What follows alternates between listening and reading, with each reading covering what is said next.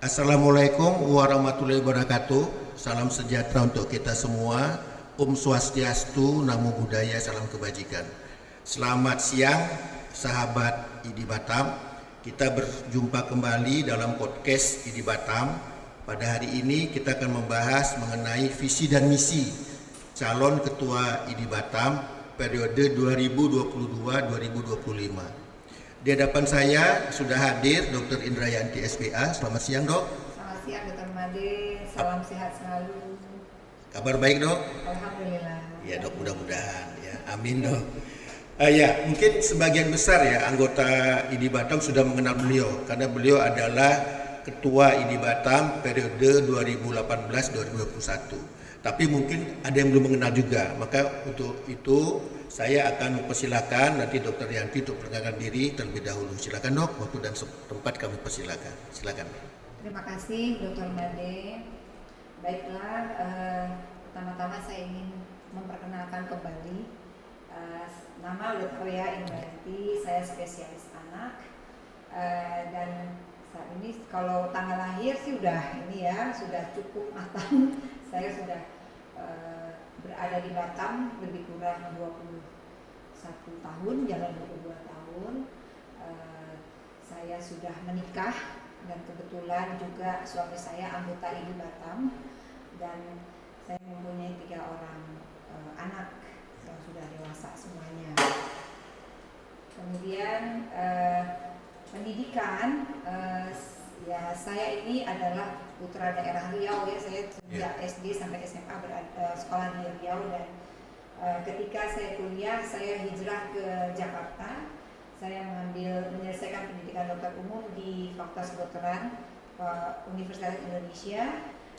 Kemudian juga menyelesaikan dokter anak pada tahun 1998 di FKUI dan saya juga mengikuti pendidikan tambahan berupa fellowship, mengambil keminatan di bidang perinatologi di bagian anak FKUI di Jakarta dan juga terakhir saya juga mengambil KARS untuk mendapatkan gelar Master Administrasi Rumah Sakit di Fakultas Kesehatan Masyarakat Universitas Indonesia.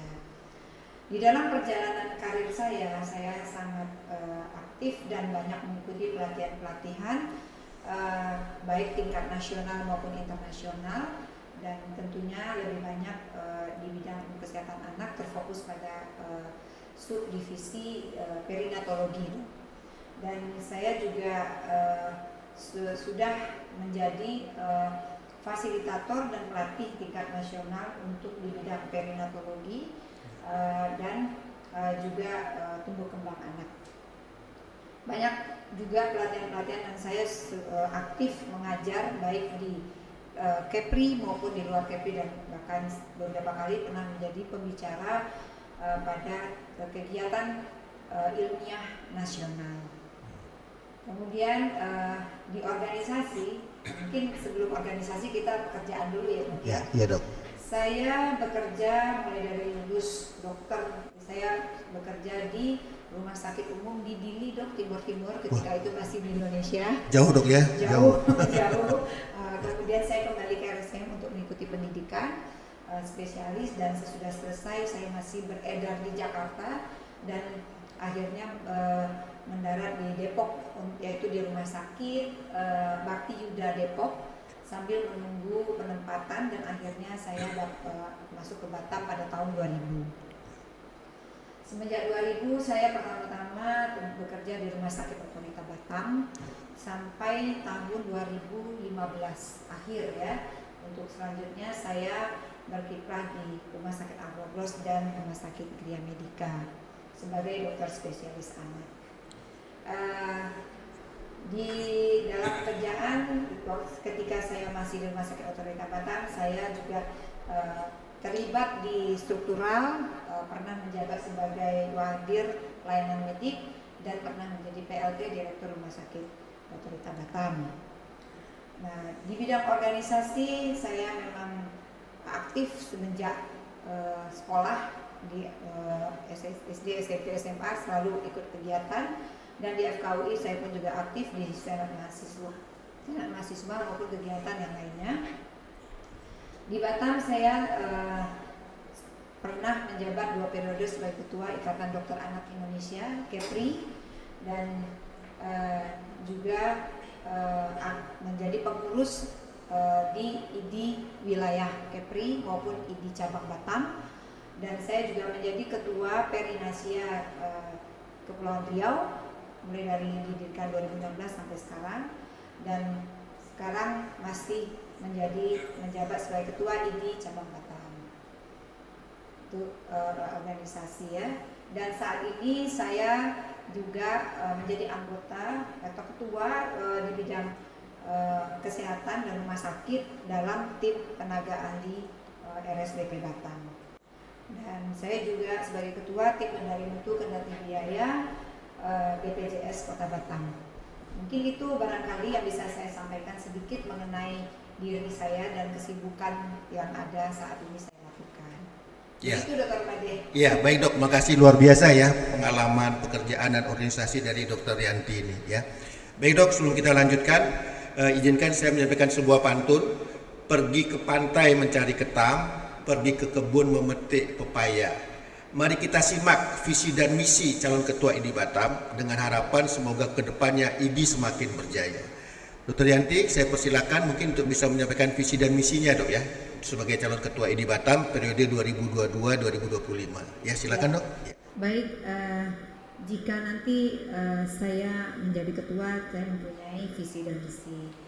Adapun visinya adalah ingin menjadikan IDI Batam sebagai organisasi profesi yang berwibawa, mandiri, independen, dan solid di tingkat nasional maupun regional. Di era digitalisasi dalam mewujudkan dokter yang sejahtera, dokter yang profesional, dan masyarakat menjadi sehat.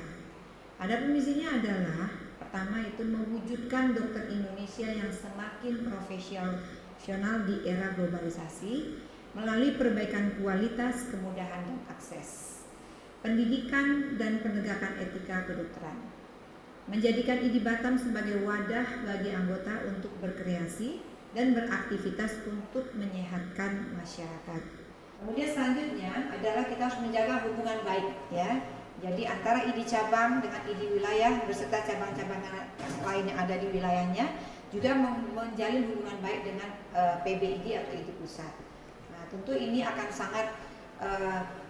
sangat baik jika hubungan kita baik karena program-program yang dilaksanakan di pusat bisa kita langsungkan juga di daerah.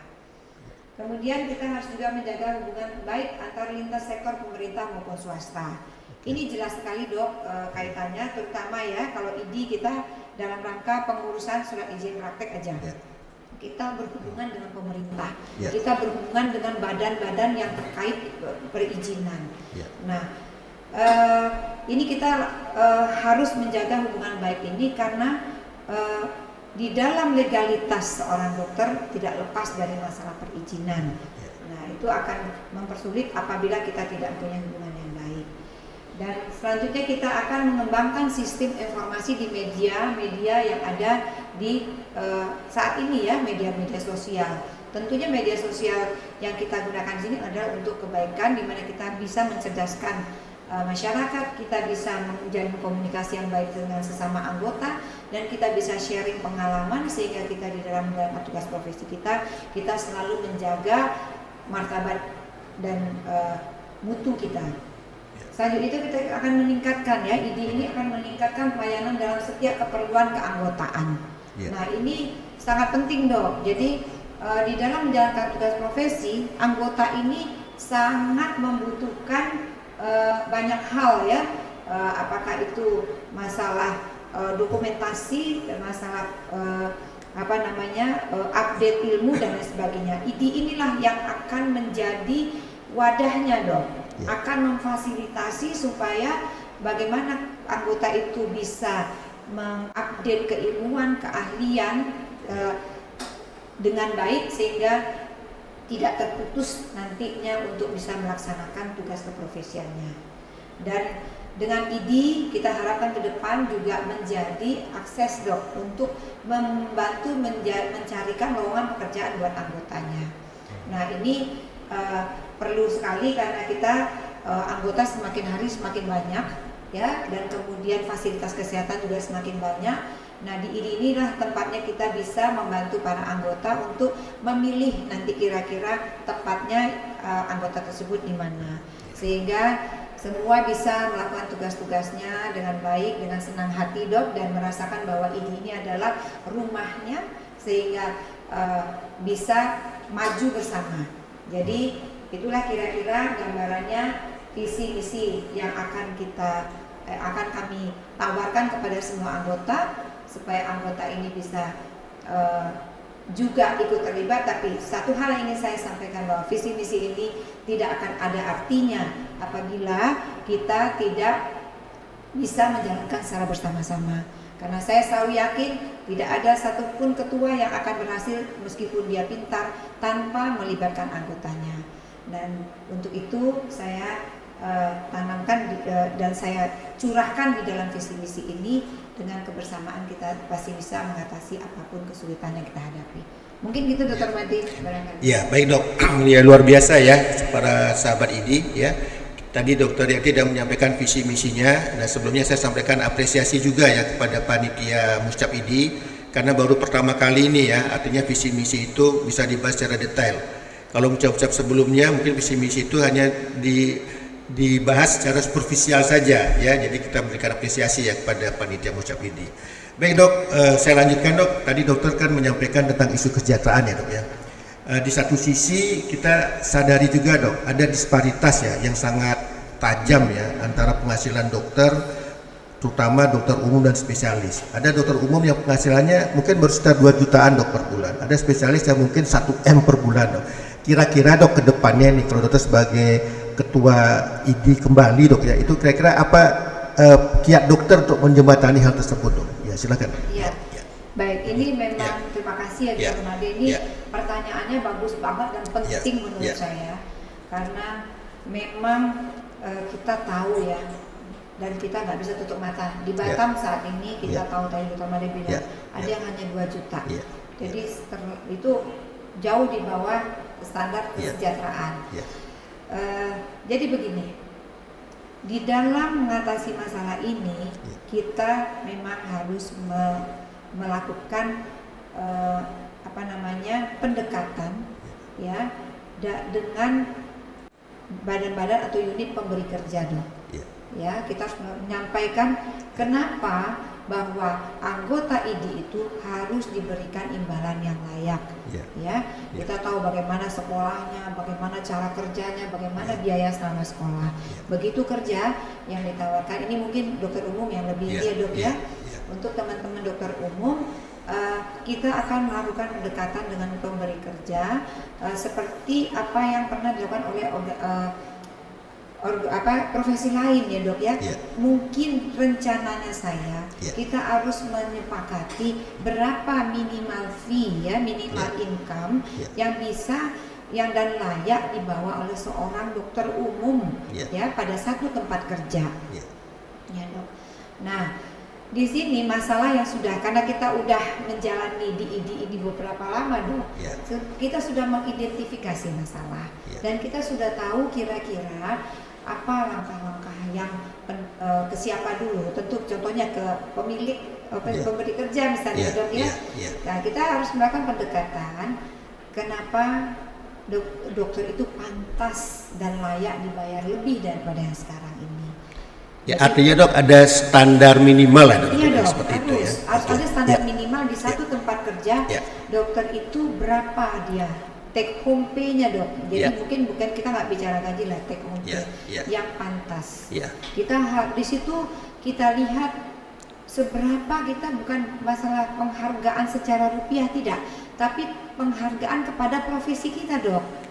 Nah, yang sangat miris kadang-kadang kita menemukan bahwa justru yang ada yang memperlakukan itu adalah teman sejawat sendiri. Nah, disinilah kita harus bergerak bersama-sama ya untuk bisa menciptakan kesejahteraan bersama. Itu adalah merupakan misi pertama dok. Kalau misalnya selesai Muscap ini, kalau seandainya saya lanjut nih dok, maka misi yang pertama yang harus kita gerakkan adalah mengenai kesejahteraan ini dulu. Itu prioritas dok ya berarti ya? Prioritas dok, Ya. itu prioritas. Nah Ya. itu juga divisi kan kesejahteraan ya Ya, dok ya. ya. Karena nggak mungkin seorang anggota kalau nggak sejahtera dia akan bisa memberikan pelayanan terbaik. Saya yakin itu dok. Oke. Jangan sampai ada luka di dalam hati, ya kan dok? Ya. Jangan sampai ada tertoreh kesedihan bahwa dokter itu segini aja, nggak gitu.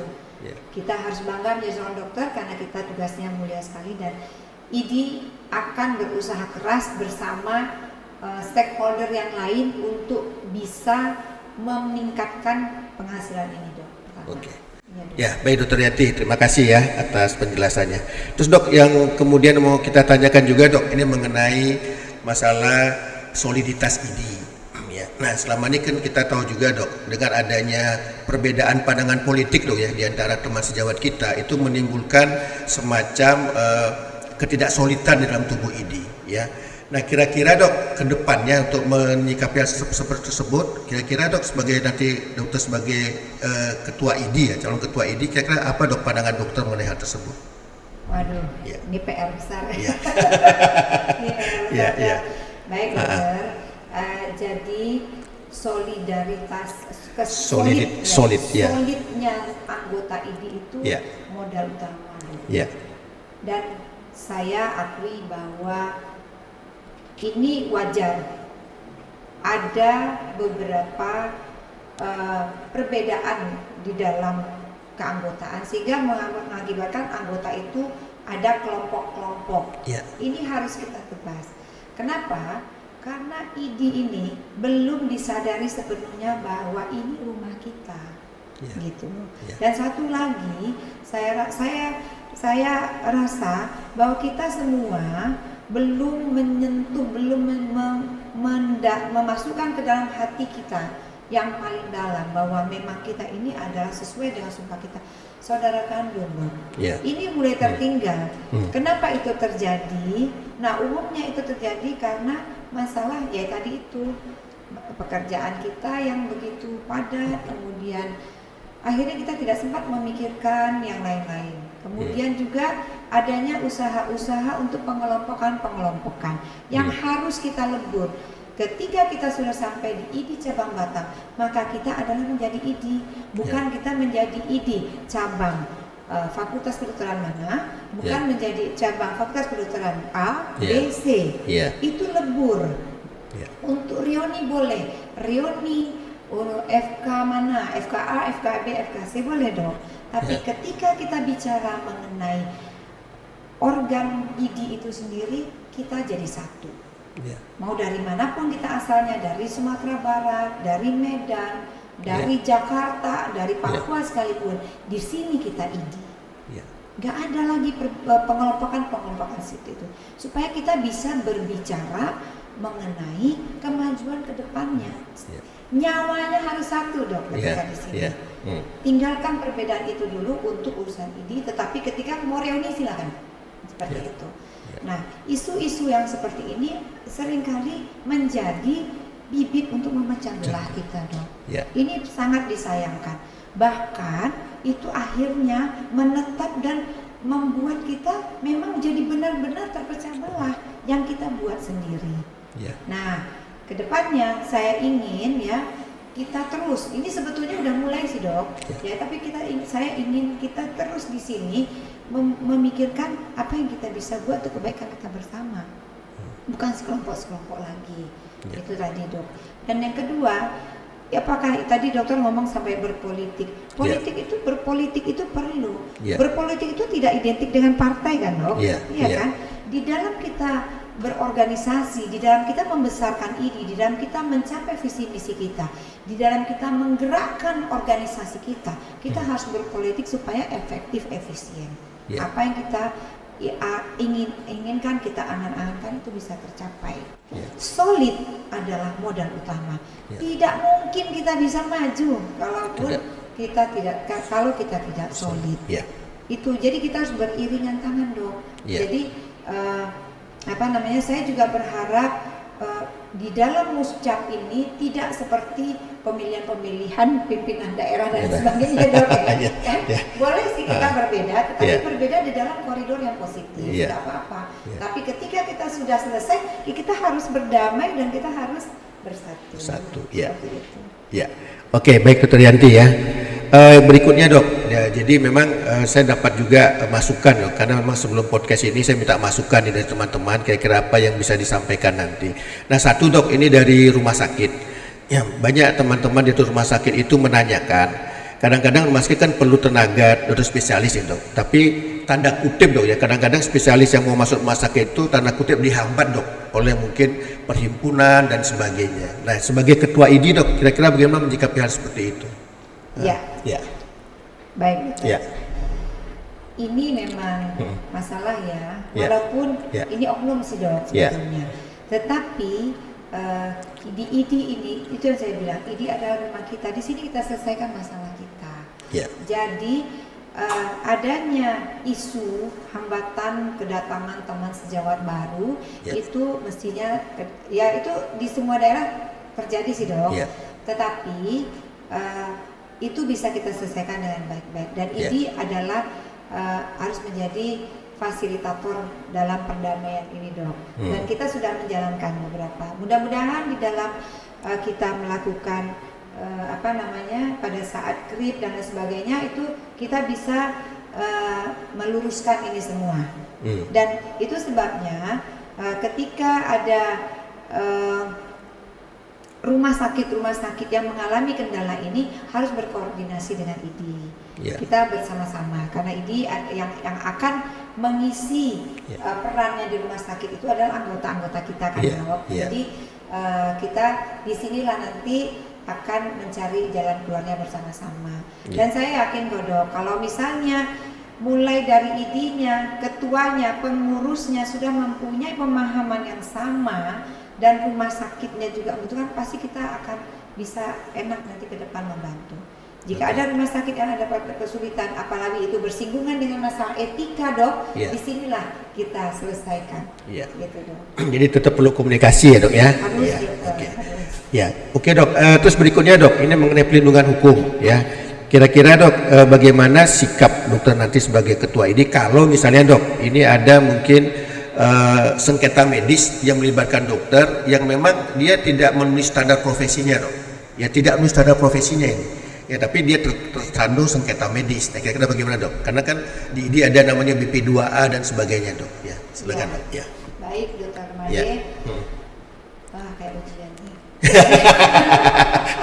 ini pertanyaan semuanya sama dok. Betul. Ya silakan dok. Jadi begini, itu adalah masalah yang mungkin terjadi di dalam kita melakukan tugas profesi. Tetapi ini harus berdiri di posisinya.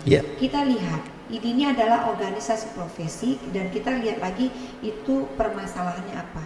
Case by case dok, nggak bisa kita globalisasi.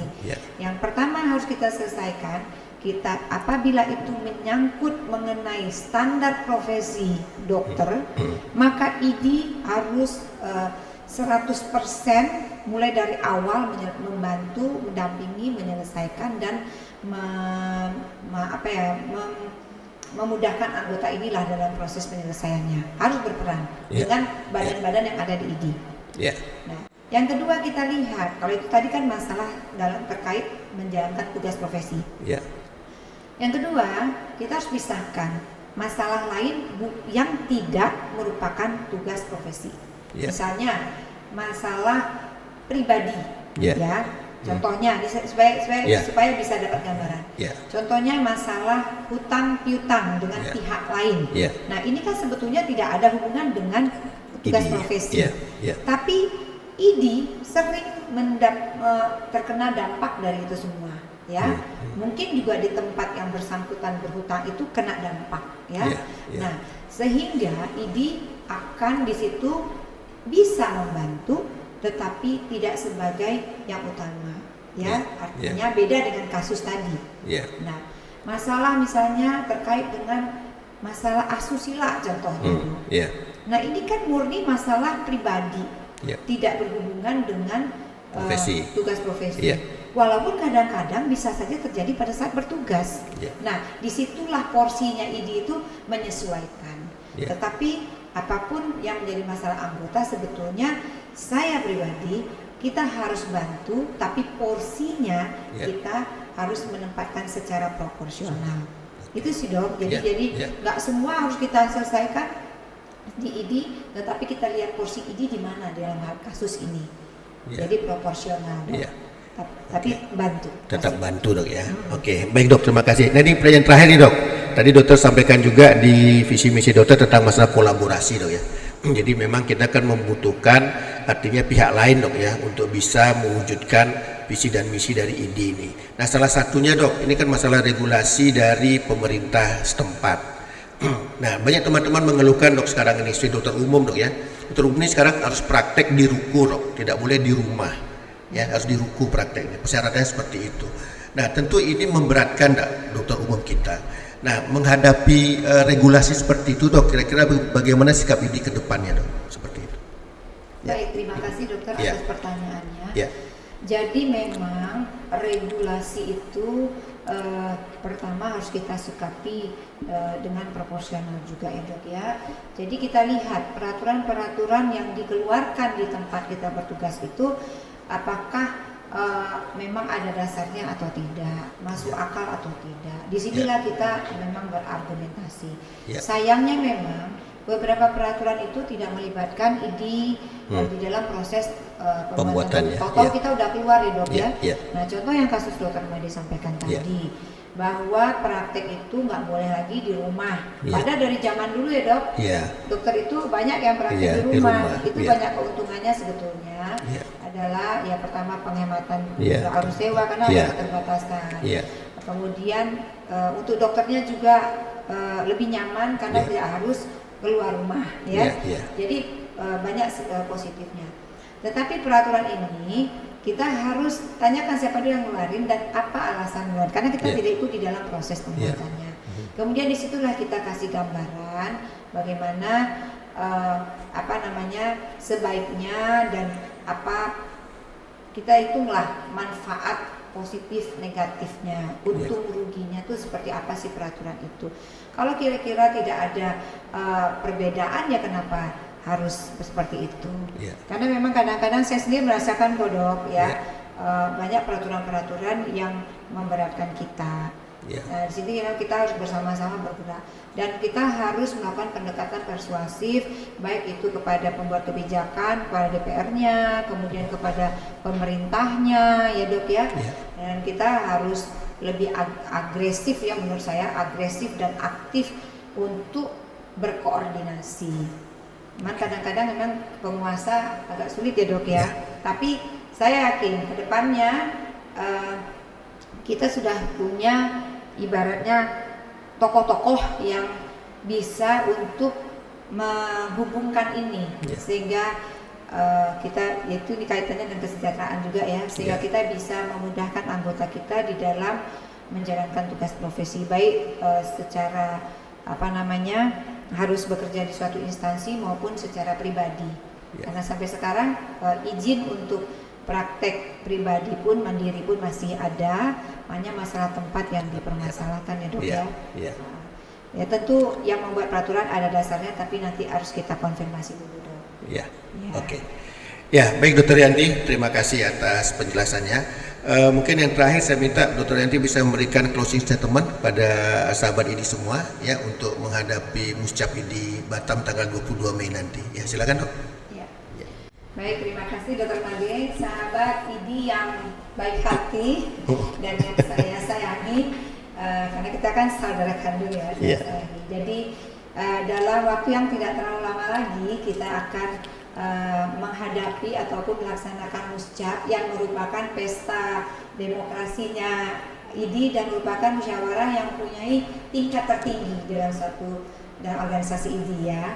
Dan Muscap kali ini saya berharap partisipasi dari seluruh anggota ID Batam untuk bisa berpartisipasi ikut di dalam acara ini.